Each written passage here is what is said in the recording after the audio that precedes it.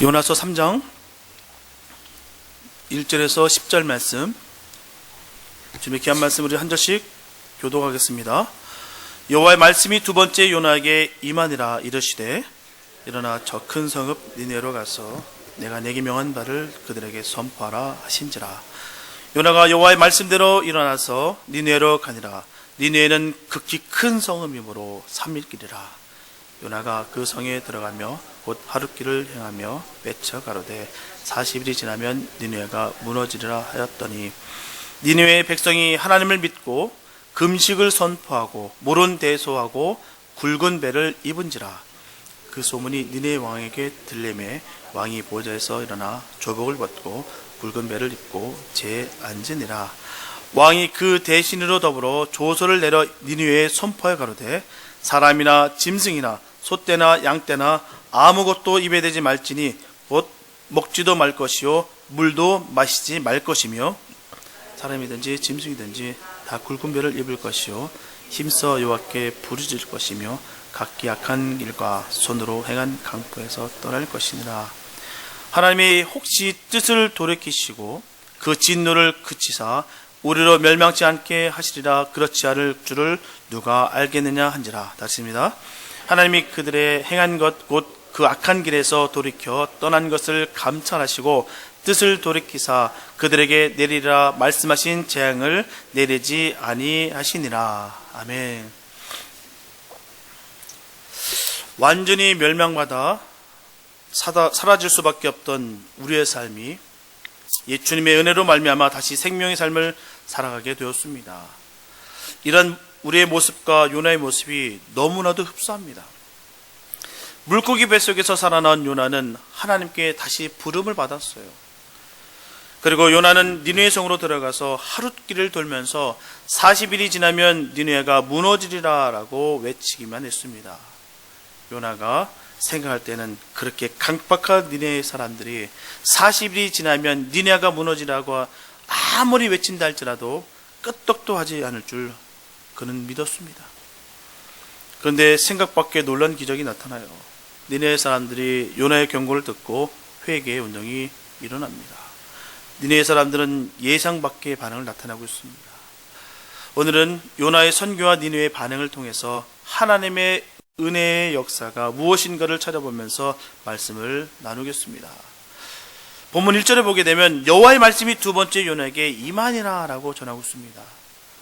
하나님의 말씀이 첫 번째 임할 때는 요나서 1장 2절에서 너는 일어나 저 큰 성읍 니느웨로 가서 그것을 쳐서 외치라고 했습니다. 그런데 요나는 그 말씀을 어기고 다시스로 가는 배를 타며 그는 철저하게 하나님의 뜻을 버렸습니다. 도망쳤어요. 그 결과 죽을 고비를 겪었다는 것입니다. 끝내 요나는 물고기 뱃속에서 열심히 기도했고요, 진실하게 회개합니다. 요나는 하나님의 명령을 불순종한 하나님 앞에 살아남을 수 없는 정말 괘씸한 죄인이었습니다. 그런데도 불구하고 하나님께서는 요나를 용서하시고요, 요나에게 두 번째 말씀을 주셨습니다. 이렇게 하나님께서 두 번째 다시 요나를 불러주신 사건은 너무나도 감격스러운 사건입니다. 그렇다면 요나를 영원히 버려두지 아니하시고 다시 불러주신 그 이유가 도대체 무엇일까요? 우리 하나님께서는 의인의 기도만 들어주신다는 것이 아닙니다. 요나처럼 악한 종인지라도 그 죄인의 기도라도 회개하고 나아가는 자들의 기도를 다 들어주신다는 것입니다. 하지만 하나님께서는 죄인을 쓰시되 반드시 고쳐서 쓰신다는 것이에요. 다시 말씀드리면 죄인은 반드시 회개시키셔서 쓰신다는 겁니다. 이게 바로 하나님의 법칙이에요. 그런 의미에서 하나님께서는 요나의 회개를 받으셨어요. 하나님께서 사람이 없어 요나에게 이렇게 두 번째 기회를 주셨을까요? 아닙니다. 하나님은 한 번만 말씀하시고 안 듣는다고 해서 그것을 딱 포기하시는 분이 아니라는 거예요. 이처럼 사명을 버린 불순종한 사람에게도 이렇게 기회를 주신다는 것입니다. 이 은총 때문에 우리 모두는 하나님 앞에 우리가 다시 설 수 있는 것입니다. 이렇게 두 번째 기회를 주셨기 때문에 우리는 다시 주님과 함께 사역할 수가 있다는 겁니다. 이런 주님의 사랑이 아니었다면 어느 누가 지금 생명을 얻을 수가 있겠습니까? 우리 모두는 분명히 거듭났다고 말하면서 하나님의 말씀을 거역하고 도망친 것이 한두 번도 아닙니다. 셀 수도 없어요. 하나님 분명히 말씀해 주시는데도 불구하고 그 말씀 내가 따르지 않고 도망친 죄가 얼마나 많은지요. 그 이유는요, 다 간단합니다. 내 자존심이 허락지 않다는 거예요. 내가 이 용납할 수가 없다는 것입니다. 결코 내가 하나님 뜻보다는 내가 더 생각이 크다는 것이에요. 결코 요나와 다를 바가 없는 삶을 우리가 살아가고 있다는 것입니다. 하지만 문제는요, 그 심각성을 우리가 상실하고 있다는 것이 문제입니다. 하나님의 말씀을 내가 거역한데도 불구하고요, 그냥 살아갑니다. 그게 큰지도 모르고 그렇게 살아가요. 저 사람도 그러니까 뭐 나도 괜찮겠지. 이렇게 살아보니까 또 별거 없네, 괜찮네, 이렇게 살아갑니다. 그 상실성, 그 심각성에 대해서 우리가 잊고 살아갈 때가 얼마나 많은지 모르겠습니다. 요나와 자신과 별개라 생각해요. 이 성경의 인물들과 나는 별개다 생각합니다. 성경은 성경이고 나는 나다라고 여긴다는 것입니다. 어떻게 이 성경대로 살 수 있습니까? 라고 얘기합니다. 그거는 우리가 못하죠. 왜요? 우린 평신도인데 어떻게 그걸 따라합니까? 아니죠. 그거는 주의종이나 할 수 있는 것이고요. 아니, 주의종도 마찬가지예요. 이거는 성경 인물에서만 하는 것이지 우리가 어떻게 할 수가 있겠어? 이렇게 여길 때가 얼마나 많은지요. 단언컨대요, 세상에, 이 지구상에, 온 우주에 특별한 사람은 없습니다. 주님 안에서 다 똑같습니다. 동일합니다. 정말 미천한 사람일지라도, 많이 배웠을다 할지라도, 가진 것이 많은 사람일지라도, 아무것도 없는 초라한 사람일지라도요, 그 영혼은 주님 보시기에 똑같습니다. 그게 귀한 것이에요. 우리 주님이 그렇게 여겨주시기 때문에 우리가 너무 감사한 것입니다. 우리는 다 동일해요. 똑같습니다. 근데 나는 다르다 생각하기 때문에, 나는 특별하게 생각하기 때문에, 나는 예외다라고 생각하기 때문에 하나님의 말씀을 무시할 수가 있다는 겁니다. 왜요? 난 특별하니까. 너 더 사랑하시니까. 진정한 성도의 고백은 갈라디아서 2장 20절입니다. 내가 그리스도와 함께 십자가에 못 박혔느니 그런즉 이제는 내가 산 것이 아니요 오직 내 안에 그리스도께서 사신 것이라. 이제 내가 육체 가운데 사는 것은 나를 사랑하사 나를 위하여 자기 몸을 버리신 하나님의 아들을 믿는 믿음 안에서 사는 것이라. 믿으시면 아멘. 이게 믿음입니다. 이게 믿는 거예요. 나는 죽었고 오직 예수로 사는 것이 믿는 것입니다. 이 믿음으로 말미암아 우리가 구원을 받았습니다. 다른 길은 없습니다. 입으로 시인하는 것도 대단한 믿음이에요. 하나님 나 믿습니다. 예수님 믿어요. 이거 쉽지 않아요. 정말 어렵습니다. 쉬운 거 아닙니다. 하지만 말만 하는 믿음에서 결코 멈춰서는 안 될 줄로 믿습니다. 왜냐하면 절대로 주님께서 원하시는 것이 아니기 때문이에요. 성도는 죄인이었던 우리를 주님께서 불러주셨다는 것을 안다면 그렇게 살 수가 없습니다. 입으로만 시인하면 살 수가 없다는 거예요. 주님이 날 건져주셨다는 것을 내가 알기 때문에. 로마서 14장 8절에 보게 되면 우리가 살아도 주를 위하여 살고 죽어도 주를 위하여 죽나니 그러므로 살아 죽으나 우리가 주의 것이로다. 아멘. 우리 살아 죽으나 주님의 것입니다. 우리가 이런 믿음이 있어야 될 줄로 믿습니다. 성도라면, 하다못해 정말 성도라면 이런 믿음이 있어요. 살아 죽으나 주님의 영광이다. 왜냐고요? 난 주님의 것이기 때문에. 이런 믿음이 있으면 우리는 결코 주눅들지 않습니다. 내가 어느 곳의 상황 속에 있다 할지라도 묶이지 않습니다. 어차피 우리는요, 날 받아오는 인생입니다. 안 그렇습니까? 여기 천년만년 사실 수 있는 분 나오시기 바랍니다. 제가 매년 제가 예언하죠. 우리 사람은 다 죽습니다. 사나 죽으나 주님의 것입니다. 우리는 그렇기 때문에 바뀐 것은 아무것도 없습니다. 왜요? 주님이 나의 아버지 되시고요. 바뀐 게 뭐가 있겠습니까? 없어요. 우리는 주님의 것입니다. 그래서 우리는 주님 바라보시면서 감사와 감격으로 늘 살아가시기 바랍니다. 그런 믿음 있으시기를 축복합니다. 본문 2절에서는 일어나 저 큰 성읍 니느웨로 가서 내가 내게 명한 바를 그들에게 선포하라고 하셨어요. 하나님께서 한 번 입 밖에 내신 말씀은 결코 취소하거나 누가 감히 그 주님의 의사를, 그 뜻을 꺾을 수 있는 사람이 없습니다. 다시 말씀드리면 말씀하신 그 말씀이 결코 변개치 않으신다는 거예요. 하나님께서 하신 말씀은 그대로 되게 되어 있습니다. 이사야서 45장 23절 말씀을 보게 되면 내가 나를 두고 맹세하기를 나의 입에서 의로운 말인 나갔은즉 돌아오지 아니하나니. 하나님께서 한번 뱉으신 말씀은 다시 돌아오지 않는데요. 주님께서 말씀하십니다. 내 믿음대로 될지어다.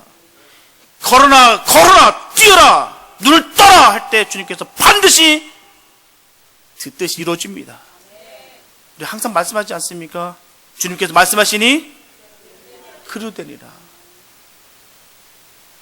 그 말씀 믿으십니까? 우리 이 말씀 붙잡고 나가시는 믿습니다. 주님께서 말씀하시면 그대로 되게 되어 있습니다. 이 성경 말씀에 하신 말씀이 그대로 되게 되어 있습니다. 우리가 상실하고 우리가 부족하고 우리가 욕망이 많고 우리가 죄 가운데 있기 때문에 주님의 말씀을 우리가 왜곡하는 것이에요. 주님의 말씀은 지금도 틀림없이 한 번도 바뀜없이 그대로 이루어지고 있습니다. 틀림없는 사실이에요. 아무도 하나님의 말씀을 무시하거나 하나님의 뜻을 꺾으려다간 어느 누구도 용서받을 수가 없습니다. 하나님께서는 니느웨를 끝까지 포기하지 않고 구원하시기를 기뻐하셨어요. 그렇다고 니느웨 사람들이 선량하거나 죄가 없거나 구원하고자 하는 것도 아니었어요. 정말 너무 착하기 때문에 이들을 변화시켜 주겠다. 그것도 아니었습니다. 니느웨 사람들이 회개했기 때문도 아니었었어요. 이날까지 하나님과 백성을 괴롭혀왔고요. 또 하나님을 업신여겼고 이스라엘을 침범하고 사륙하고 도륙하고 매일 괴롭혔던 주범들이 바로 이들이었습니다. 그야말로 아무런 쓸모가 없는 백성일 뿐이었어요. 아수르가 부흥한다 할지라도 이스라엘에게는 아무런 도움이 없습니다. 오히려 이 나라가 강성하게 되어서 이스라엘을 망하게 만들었어요. 그런데도 불구하고 하나님께서는 그런 악한 자들을 포기하지 않으시고 기업고 구원시키시겠다는 것입니다.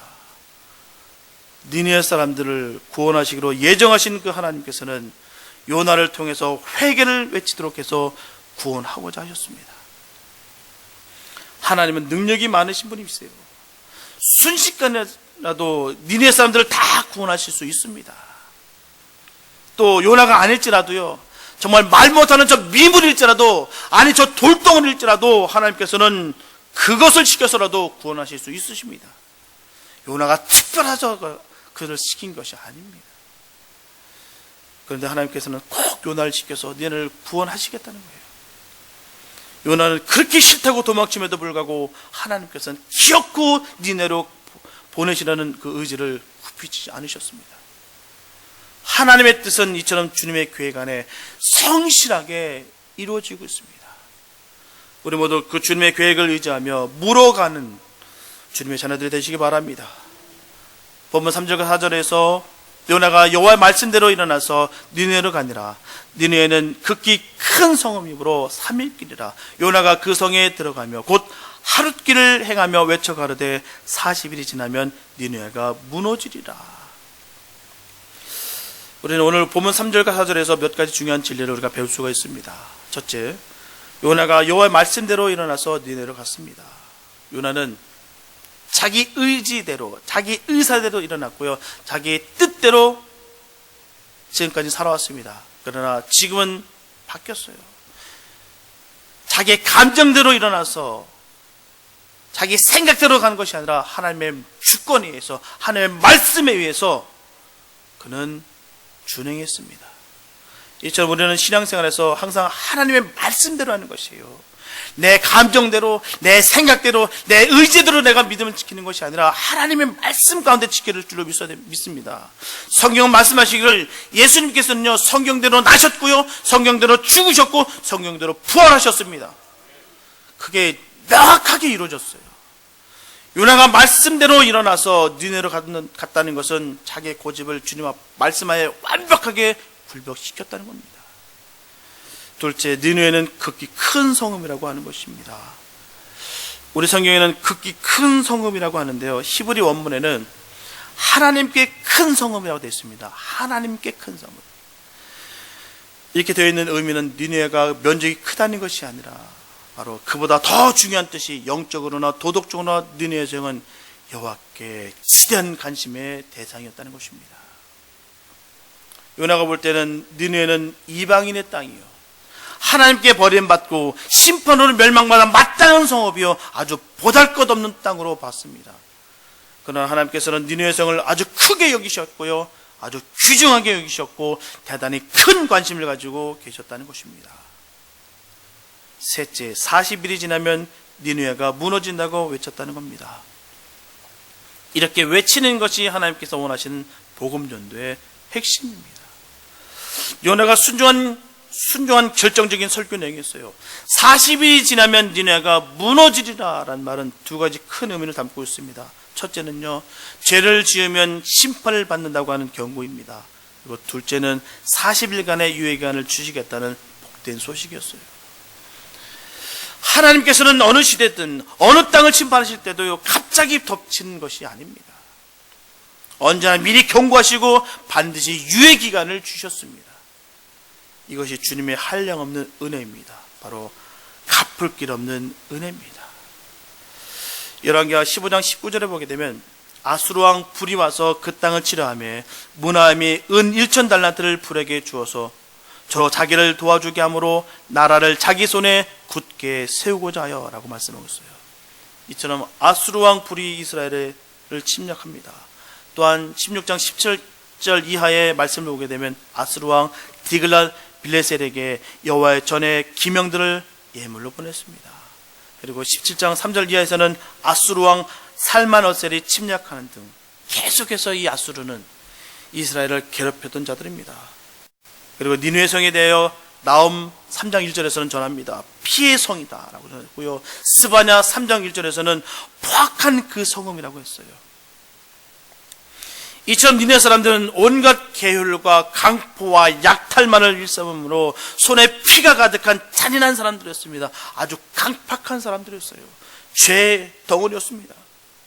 이런 역사적인 사실을 너무나도 잘 알고 있었던 이 원수의 나라, 이 니느웨를 향한 요나의 선교는 마지못해서 억지로 외치는 설교에 지나지 않았다는 겁니다. 요나서 4장 1절에서 요나가 하나님께 불평한 것을 보게 된다면 그가 기쁨으로 복음을 전하는 것이 아니었다는 것을 우리가 분명히 깨달아 알 수가 있습니다. 그가 아무리 회개하고 어디든지 가라면 가겠다라고 선언했다 할지라도 역시 니느웨 사람들은 그가 달갑지가 않았다는 겁니다. 아직도 그 마음속에 미움이 사라지지 않았다는 거예요. 아직도 그들을 탐탁치 여기지 않았다는 것입니다. 아직도 그들에게 구원받고 회복되는 것을 원치가 않았다는 것입니다. 요나는 니느웨 사람들의 영혼이 불쌍해서 복음을 전했다는 것이 아닙니다. 그들을 진정으로 사랑해서 심판을 경고한 것도 아니었어요. 다만 하나님께서 가서 외치라 하니까 마지못해 외치고 그냥 다녔을 뿐입니다. 우리가 기억해야 될 것은 성도는 겉과 속이 같아야 돼요. 보이는 것이 전부여야 됩니다. 보이는 것이 딱 전부여야 돼요. 어떤 분들은 그래요. 과연 저 사람은 무슨 생각을 할 수 있을까? 이런 분들이 있으세요. 아니요. 성도는 보이는 게 다 해야 돼요. 그 안에 사랑과 감사만 있어야 됩니다. 이게 성도의 모습이에요. 겉으로 웃으면서 속으로는 나쁜 마음을 품고 있으면 그게 바로 위선입니다. 위선이라는 것은 사전적 의미가 겉으로만 착한 체하다, 이런 뜻을 갖고 있습니다. 겉으로만 착한 체하는 거예요. 세상은 그럴 수 있어요. 세상은 그렇게 합니다. 겉으로는 착한 체합니다. 속으로는 정말 시퍼런 칼을 갈고 있으면서도 겉으로는 정말 선한 척합니다. 그게 세상이에요. 세상은 그럴 수 있습니다. 그러나 교회는 그럴 수 없습니다. 세상은 그럴 수 있지만 또한 성도는 그럴 수 없습니다. 진심은 그대로 전달되게 됐거든요. 그래서 위선적인 사람과 함께하면 피곤합니다. 이 말하면 이 사람이 무슨 말을 할까 또 두렵습니다. 말 한마디 하더라도 굉장히 신경 써서 얘기해야 돼요. 왜냐고요? 왜곡시켜서 이상하게 전하기 때문에, 언제라도 진실이 확 바뀌기 때문입니다. 기억하십시오. 나에게 악한 말을 건네주는 사람, 나에게도 똑같이 다른 사람에게 악한 말을 건네줍니다. 틀림없어요. 그런데요, 나에게 선한 말을 주는 사람, 나에게 선한 것을 다른 사람한테 줍니다. 그런 분들과 함께 하세요. 그런 분들에게 복이 있습니다. 깨고 부시트는 것이 아니라 화합시고 하나 되게 만드는 사람들에게 하나님께서는 그 복이 임합니다. 그런 자들에게 하나님께서 복을 임합니다. 그런 사람들과 함께 하십시오. 그게 하나님 주신 복을 받습니다. 오늘 본문에서 요나는 영혼의 안타까운 마음으로 복음을 전하지 않았습니다. 그러므로 그러한 선교에 대해 별 기대가 무엇이 있겠습니까? 대충 전한 그 설교 속에 사실 요나의 의도는 축복이 아니고요, 저주와 경고만 전했어요. 하나님의 자비에 대한 내용은 전혀 없습니다. 신약에 보게 되면 70인의 제자를 파송할 때 예수님께서 전하십니다. 들어가거든 먼저 할 일은 평안을 빌어주라. 요나의 설교는 하나님의 저주와 심판을 경고했지 사실상 평안이나 복을 빌어주는 마음이 전혀 없었습니다. 그냥 저주만 전했어요. 그 마음속에 안타까움들, 이 영혼들이 거듭나고 변화되는 그 마음이 하나도 없고요, 그냥 말만 전했습니다. 참, 목사님 저도 어떨 때 되게 무거워요, 이 말이에요. 정말 내 마음을 찢어서 전해야 되는데 내가 정말 앵무새처럼 말씀만 전하고 있는 것은 아닌가 두렵습니다.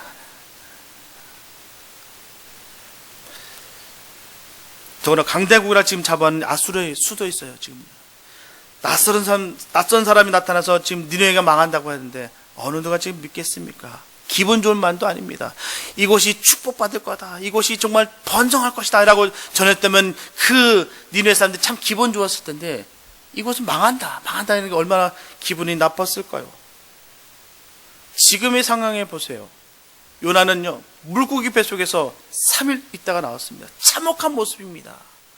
우리 물고기 한번 갈라서 한번 냄새 맡아보세요. 어떤 냄새가 나는지. 얼마나 비린지요.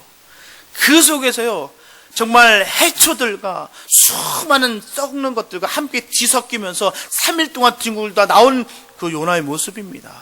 그리고요, 지금 이 물고기가 토해내면서 니네로 한 방에 팍 보낸 게 아니라 바로 해변가에 내려놨어요. 해변가와 그 니네까지는 상당한 거리가 있습니다. 한참 걸어가야 돼요. 걸어가면서 배고프고 초취하고 냄새는 나고 구질구질하고 그런 모습 속에 요나가 니네 땅을 들어갔습니다.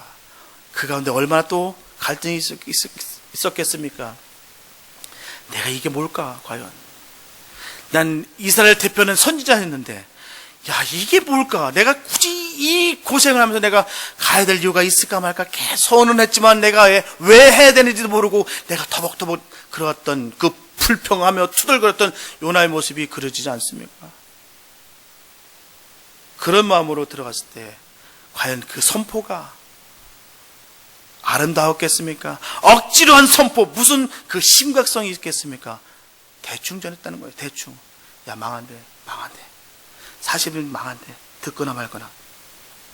그냥 돌아다니면서. 근데 그걸 명확하게 알 수 있는 것은요, 3일 거래의 성금을요, 하루만 딱 돌았어요. 3일 돌아다니는 것을요, 하루 대충 돌고 끝냈습니다. 그냥 대충. 망한다. 여기 망한댄다. 40일 지나면 망한댄다. 그렇다면 40일이 지나면 니네가 무너진다는 이 요나 소식을 들은 이 니네의 반응이 어땠습니까? 이 백성들의 반응은 어땠습니까? 이 대충 전하는 이 말씀, 대충 이상하게 생긴 사람이, 정말 지저분한 사람이, 아무런 영향력도 없는 것 같은 사람이 와서 이 대충 전하는 이 복음을 듣고 이들은 어땠을까요? 인간의 상상이나 요나 자신의 예측에도 벗어난 아주 놀라운 기적들이 벌어집니다. 요나가 전한 하나님의 말씀은 그 누구에도 달갑지 않은 저주요 불길한 예언이었습니다. 그리고 누구에게도 설득력 있게 들리는 예언도 아니었어요. 그러나 요나의 선포는 너무나도 큰 파장을 일으킵니다. 이런 요나의 말씀은 바로 히브리서 4장 12절에 전하고 있는 하나님의 말씀은 살았고 운동력이 있어 좌우의 날선 어떤 것보다 예리하여 혼과 영과 관절과 골수를 찔러 쪼개기까지 할 수 있다는 그 명확한 증거가 됩니다. 하나님의 말씀은요, 이만큼 강력합니다. 대충 전한 말씀인데도 불구하고요, 그 하나님께서 역사하시니까요, 그 민족이 변화되는 역사가 일어난다는 사실입니다. 이게 하나님의 능력입니다. 이 사람들 모든 사상이 바뀌어버렸어요. 모든 가치관이 바뀌었습니다. 종교관이 바뀌어버렸습니다. 정말 영혼과 골수를 확 쪼개는 역사가 나타났다는 사실입니다. 그들은요, 하나님을 믿던 사람들이 아닙니다. 수천 년 동안 하나님을 알지도 못하고요, 대를 이어가면서 죄를 계속 쌓았던 그런 니네 백성들이 어떻게 요나 단 하루의 설교를 듣고서 이 하나님의 말씀을 믿을 수가 있겠습니까? 그래서 하나님의 특별한 간섭이에요. 기적입니다. 성경은 말씀하시기를 믿음은 자기 자신에게 난 것이 아니에요, 하나님이 주신 선물이라 했습니다. 그 선물 받으시기 바랍니다. 하나님 말씀이 때리시면요, 우린 변화되게 됐습니다. 하나님의 그 말씀을 사모하시고 들으시기 바랍니다. 그러면 니네 백성들이 요나가 전해진 말씀을 듣고 하나님을 믿게 되었다는 것입니다. 하나님을 믿게 된 근본 원인은 하나님께서 니네 백성들의 마음을 열어주시기 때문에, 또한 그들이 하나님을 믿었다는 것은 하나님이 살아계셨다는 것을 믿었다는 것입니다. 지금까지 전혀 상관없던 삶에서 주님을 깨닫게 됐다는 것이에요. 그로 인하여 지고를 막론하고 모든 자들이 회개가 터졌습니다. 보면 5절에 보게 되면 니네 백성이 하나님을 믿고 금식을 선포하고 물은 대선하고 굵은 배를 입은지라. 이 말씀은요, 어린아이부터 어른에 이르기까지 전부 밥을 먹지 아니하고 죽은 부모 앞에서나 입는 그 상복을 입으면서 슬퍼했다는 것이에요. 그리고 본문 6절에서부터 전하기를 니네 왕도 그 소리를 듣고 그 자리에서 펄떡 일어났다는 사실입니다. 굵은 베옷을 입고 제 위에 앉았습니다. 그리고 조서를 보냅니다. 짐승의 때까지라도 먹거나 마시지 말고 애통해서 조서를 내렸다는 것입니다. 온 나라와 온 성읍이 발칵 뒤져버렸어요. 그 하루 외쳤던 그 복음 때문 말입니다. 회개로 터졌습니다. 요나는 너무나 당황했어요. 그 악한 민족이 이렇게까지 회개의 모습을 보일지 그는 상상도 못했습니다. 어떻게 이럴 수가 있지? 내가 정말 전심껏 내가 하나님 말씀을 전한 것도 아니었는데, 대충 전했는데 어떻게 이런 일이 벌어질 수가 있지? 이것이 바로 인간적인 생각입니다. 사람은 아무리 훌륭한 것 같지만요, 사람의 수준에 멈춥니다. 그러나 하나님께서 역사하시면요, 하나님 수준으로 일하신다는 것이에요. 그 하나님을 믿으시기 바랍니다. 하나님께서 역사하시면 능치 못한 힘이 없습니다.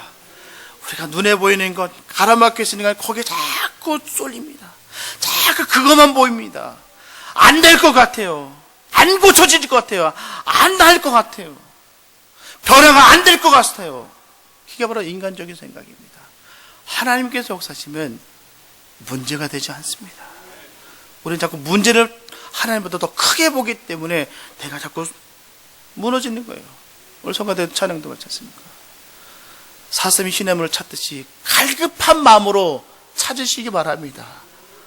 우리의 갈급함이 떨어졌기 때문에 하나님을 못 느끼는 거예요. 하나님의 역사를 모르는 겁니다. 우리의 갈급함이 떨어졌기 때문에. 왜? 주위에 믿을 만한 것들이 너무 많거든요. 눈에 보이는 것만 내가 지금까지 믿었거든요. 근데요, 이렇게 어려움에 딱 직면하게 되면요, 그 인간의 생각은 우르르 무너져 버립니다. 하나님께서 역사하신 걸 바라보시기 바랍니다. 하나님께서는 능치 못함이 없습니다. 이게 바로 하나님의 기적이에요. 이게 바로 하나님의 사랑입니다. 하나님께서는 능치 못한 일이 없으십니다. 보면 10절에 보게 되면 하나님이 그들의 행한 것, 곧 그 악한 길에서 돌이켜 떠난 것을 감찰하시고 뜻을 돌이키사 그들에게 내리리라 말씀하신 재앙을 내리지 아니하시니라. 얼마나 당혹스럽습니까? 아까 이사의 말씀, 하나님께서 던진 말이 돌아오지 않는다고 했어요. 지금 뭐라고 되어 있습니까? 하나님께서 돌이키셨대요. 그럼 이상하지 않습니까? 하나님과 거짓말쟁이신가요? 절대로 내가 삼키지 않을 거야. 그러면서 지금은 또 돌이키신대요. 하나님이 어떤 분이실까요? 그럼 거짓말쟁이실까요? 성경에 보면은 오류가 있는 건가? 하나님은 회개하는 자를 위해서 그 뜻을 언제라도 바꾸신다는 것입니다. 그게 하나님의 사랑이에요. 그 하나님의 그 사랑 때문에 우리가 용서받지 못할 그들이 다 용서받은 것입니다. 저 여러분 생각해 보십시오. 내가 어떤 죄를 가운데 살았든지 한번 보시기 바랍니다. 내가 과연 하나님의 자녀된 그런 백성된 다음이 있으셨나요? 그런데도 불구하고 하나님께서 우리를 그 마음을 돌이키셔서 우리를 구원시키셨다는 것입니다. 니네를 바라보는 시선이 바로 우리를 바라보는 시선이에요. 우리를 바라보고 있다는 사실입니다. 철저하게 그 피가 묻었던 그 손들을, 그 죄악동에 있던 그 니네를 바라보시면서 하나님께서 뜻을 바꾸지 않으셨던 것처럼 주님이 우리를 바라보시면서 뜻을 바꾸시지 않으셨다는 것입니다. 회개가 돌아온 자는 내가 누구라도 내가 용서하시겠다는 것이 바로 하나님의 사랑이십니다. 그 사랑 때문에 우리가 있는 것이에요. 그렇기 때문에 우리는 누가 누구를 정죄할 수도 없고요, 누가 누구를 미워할 수도 없다는 사실입니다. 왜냐고요? 우리 주님이 우리를 그렇게 하셨기 때문이에요. 주님의 크신 사랑보다 크신 사람이 누가 있겠습니까? 어느 누가 주님의 그 사랑보다 큰 사람이 누가 있습니까? 근데 나는 자꾸 내 스스로가 상실되고 있다는 것이에요. 나만 특별하고 나는 그래도 된다라고 여기는 그 추악함 때문에, 나의 천박함 때문에 내가 하나님의 말씀을 내가 왜곡시킨다는 것입니다. 하나님은요, 지금까지 똑같습니다. 동일하셨어요. 한 번도 바뀐 적이 없습니다. 돌이키는 자는 내가 용서하겠다. 회개하는 자 내가 받아들이겠다. 이게 하나님의 사랑입니다. 어느 누구도 주님 앞에 무릎 꿇는 자 주님께서 사랑하시겠다는 것입니다. 눈여를 바라보시면서 우리가 그런 마음, 우리와 똑같은 마음을 가지시 바랍니다. 그 눈여가 바로 우리였어요. 영원히 죽을 수밖에 없었던 우리를, 죄악 가운데 있었던 우리를 건져내서 하나님의 자녀 삼으셨습니다. 이게 하나님의 놀라우신 사랑입니다. 우리가 주님 바라보시면서 승리했으면 좋겠습니다. 정말 우리는 결코 어느 곳에 내놔서 자랑할 만한 그런 사람들이 아니었어요. 영원히 죽을 수밖에 없는, 정말 저 기름통 속에 까마귀 허죽었던 그 모습이 바로 우리들의 모습이었습니다. 그렇던 우리를 건져내셔서 하나님의 그 보혈의 피로 싹 씻기셔서 주님의 자녀 삼아주셨어요. 그런 은혜가 우리에게 있길 원합니다. 주님 만나주십니다. 내 마음을 활짝 열었을 때, 환영할 때 주님 만나주십니다. 견고한 진이 꽉 차서 저 사람은 결코 무너지지 않을 거라고 생각했던 그 사람이 주님 만나면 부서집니다. 우리가 그렇게 기도할 줄 믿습니다. 반드시 만나주세요. 반드시 역사해 주세요. 그래서 저 견고한 진을 부서뜨려 주세요. 그래서 저 불쌍한 영혼 꼭 변화시켜 주세요. 우리가 외치는 우리가 됐으면 좋겠습니다. 요나는요, 대충 전하는 그 말씀 속에서, 그 메시지 속에서도 이 니네가 온통 뒤집어졌습니다. 왜냐고요? 하나님의 말씀이 선포됐기 때문에, 하나님이 역사하셨기 때문에 그렇게 이런 역사가 이루어졌다는 사실입니다. 우린 분명히 하나님이 역사하십니다. 믿으시면 아멘. 주님이 그 역사를 믿으시면서 오늘도 선포하시기 바랍니다. 그 땅을 바라보면서 어찌할꼬 하면서 내 마음을 찢으시면서 그곳을 선포하시기 바랍니다. 한 영혼을 건져내서 하나님의 백성된 그 삶을 살 수 있도록 우리가 힘써 나가야 될 줄 믿습니다. 왜냐고요? 우리가 그런 삶을 살았기 때문입니다. 우리가 그 죄 가운데 건져냄을 받았기 때문입니다. 오늘 이 시간도 지금 죄 가운데 아무것도 모르고 살아가는 자들이 있습니다. 그를 위해 선포하시기 바랍니다. 곧 주님은 오신다. 주님께서 곧 오신다. 꼭 선포하시기 바랍니다. 그 역사 가운데 하나님께서 역사하셔서 모든 것이 변화되고, 모든 것이 회복되고, 모든 것이 주님의 영광이 나타날 줄로 믿습니다. 그런 역사가 우리 삶 속에, 우리의 생활 속에 나타날 수 있도록 주님의 크신 은혜가 나타날 수 있도록 기도하시기 바랍니다.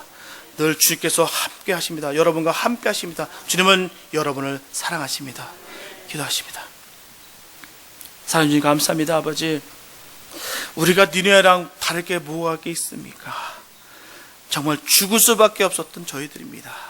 그런데도 불구하고 내 마음속에 찔림이 있는데도 불구하고 그냥 살아갑니다. 왜냐고요? 그렇게 살아가도 아무 문제가 없었으니까요. 그러나 주님, 그 끝이 너무나 두렵습니다. 주님, 내 마음속에 회개가 영이 터지게 해주시고 다시 변화시켜 주시고, 아버지, 내 옷을 찢는 것이 아니라 내 마음을 찢는 우리가 되게 하여 주시옵소서. 아버지, 세상은 점점 악해지고 있습니다. 죄가 죄인지도 모르고 살아갑니다. 이렇게 진리가 무너지고 있을 때 아버지, 우리가 깨어나 아버지 나가서 주님의 말씀을 선포하는 우리가 되게 하여 주시옵소서. 아버지, 주님 강하게 역사해 주셔서 주님, 지금 이 순간도 주님을 알지 못하고 죽어가는 저 백성들 바라보면서 주님 아파하는 주님의 통증을 함께 느낄 수 있는 우리가 되게 하여 주시옵소서. 아버지, 주님 우리를 사용하여 주시옵소서. 우리를 사용하여 주시옵소서. 저 곳에 가서 주님이 명령하신 그곳에 달려가서 우리가 주님의 말씀을 선포하겠나이다. 주님 함께 하여 주시옵소서. 주님께서 주신 은혜 가운데 우리 모두가 변화되었고 주님을 말미암아 우리가 주님의 자녀된 것을 늘 감사하며 이 감격 가운데 늘 승리할 수 있는 우리 모두가 되게 하여 주시옵소서. 주님 늘 함께 줄 믿사옵고 우리를 원하신 예수님 기도했습니다. 아멘.